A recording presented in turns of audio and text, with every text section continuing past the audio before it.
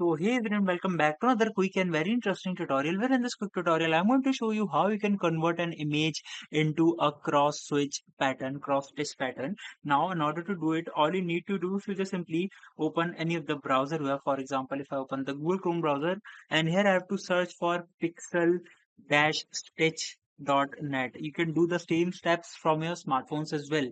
Now once you open it, here you can see the example of how is this gonna look over your picture. Now here it says get started and select a picture. Just simply tap over there and open the image of which you want to create this effect. Once you go over there, here you can see you can change multiple settings, and once you are done with it, just simply hit on this option of create embroidery pattern, and it will take some time and generate the pattern for you. Alright, so that's it for this tutorial. I hope this video will be helpful for you. Make sure to hit the like button and subscribe button for more such helpful and interesting tutorials. See you in the next one. Take care.